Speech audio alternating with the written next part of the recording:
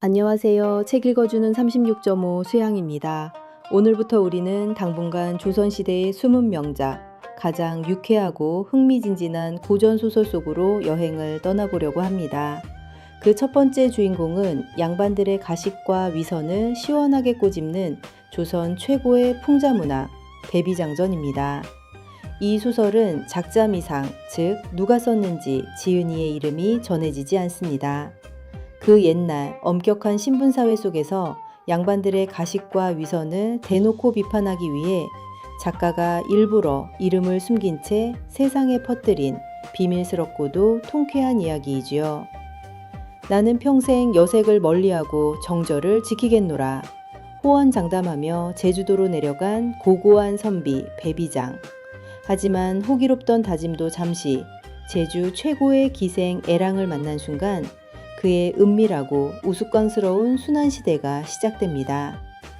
체면을 목숨보다 아끼던 양반이 한밤중에 알몸으로 괴짝에 갇히게 된 황당하고도 통쾌한 이야기.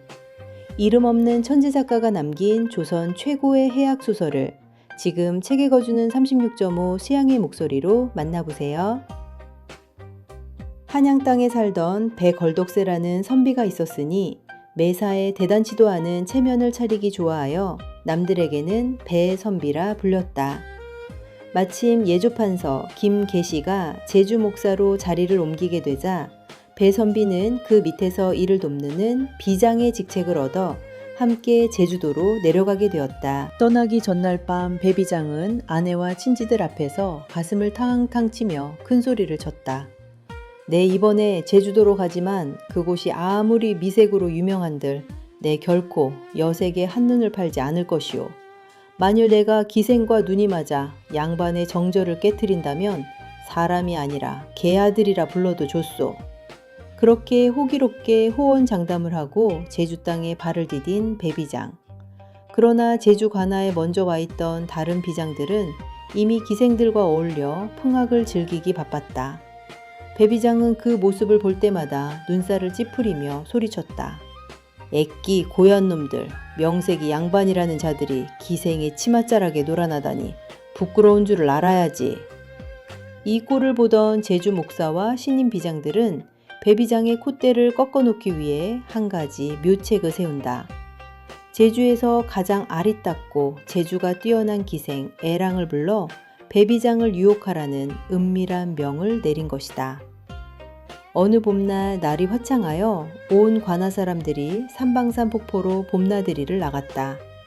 배비장은 여전히 멀찍이 떨어져 책을 읽는 척 하고 있었다.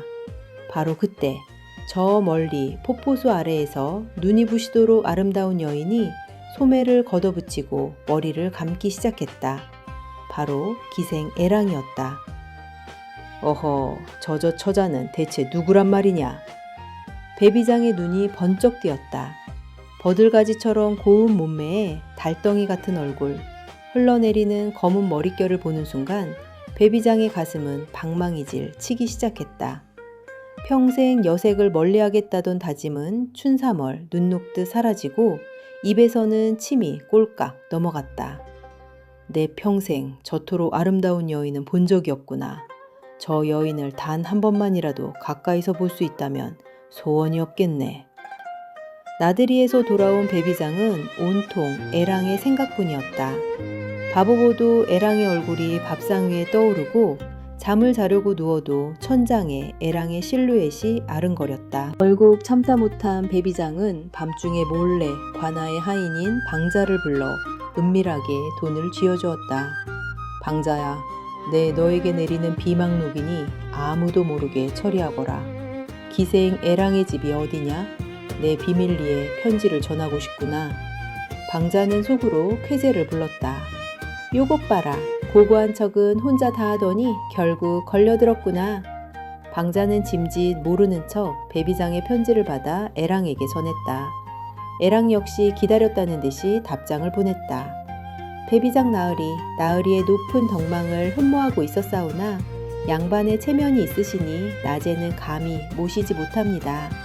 오늘 밤 자정이 지나 거리에 통행금지가 시작되면 아무도 모르게 제 집 뒷담을 넘어 들어오소서. 담을 넘으라는 말에 배비장은 기가 막혔지만 사랑에 눈이 먼 양반에게 담장 따위는 장애물이 되지 않았다.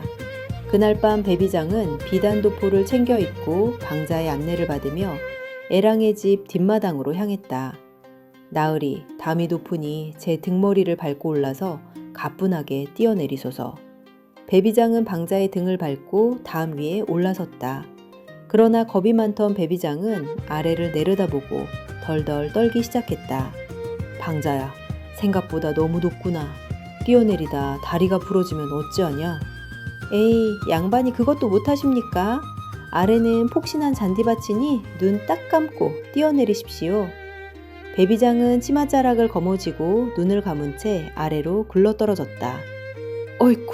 소리와 함께 엉덩방아를 찧었으나 다행히 아프지는 않았다. 정신을 차려보니 애랑의 방에서 은은한 등불이 새어나오고 있었다. 방문을 열고 들어서자 향기로운 내용과 함께 애랑이 활짝 웃으며 배비장을 맞이했다.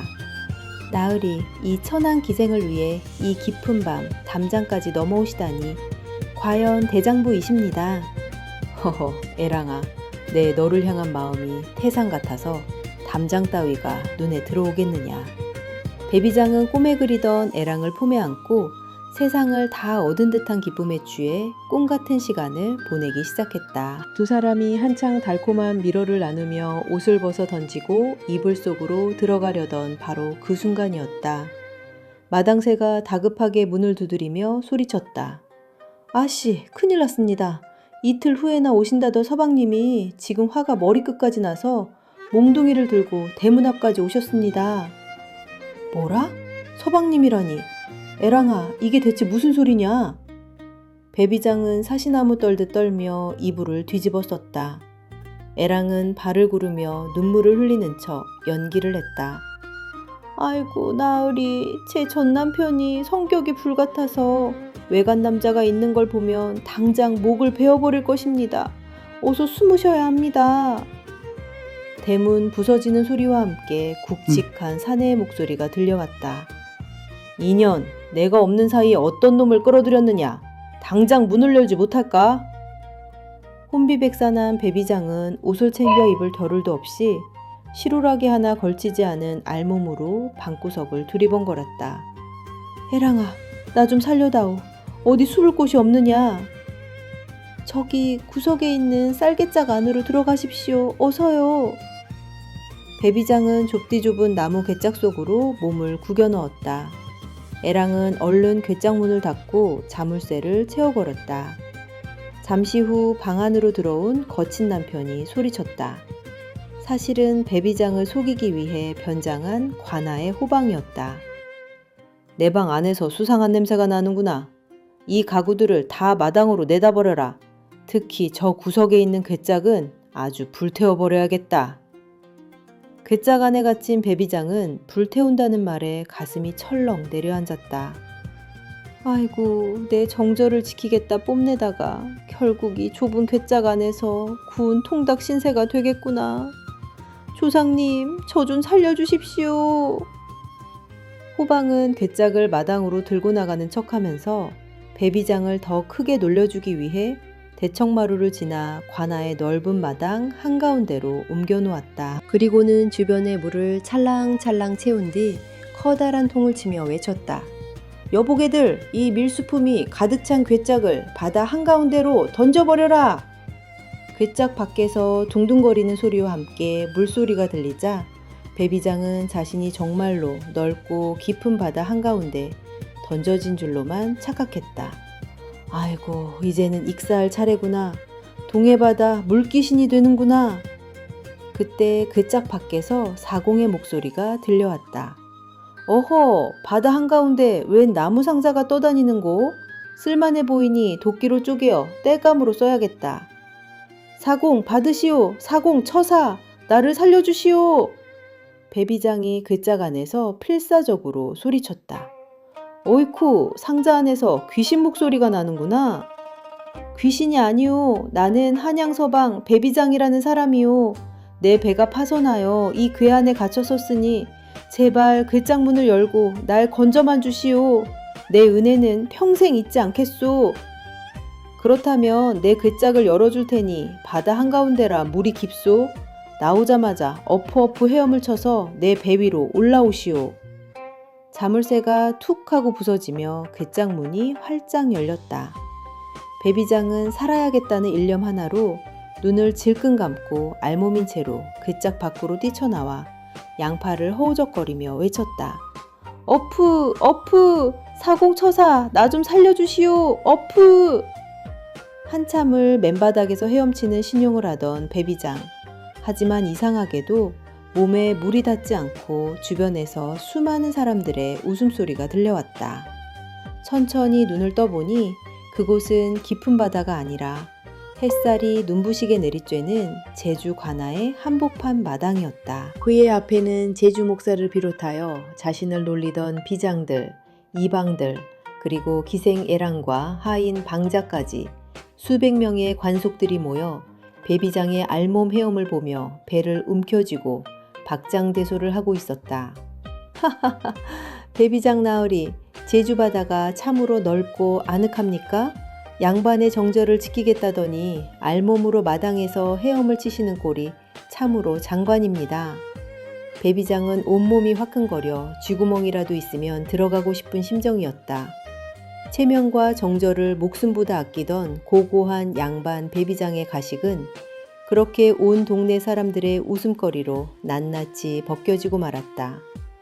이야기는 여기서 유쾌한 막을 내립니다. 겉으로는 온갖 고상한 척, 깨끗한 척하며 남들을 무시하던 베비장이 결국 자신의 욕망을 이기지 못하고 알몸으로 괴짝에 갇혀 헤엄을 치는 모습 어떠셨나요?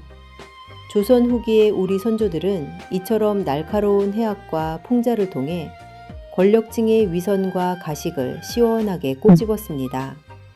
남들 앞에서의 거칠애보다 내면의 솔직함이 더 중요하다는 묵직한 교훈을 이토록 유쾌하게 풀어낸 선조들의 지혜가 돋보이는 작품이었습니다.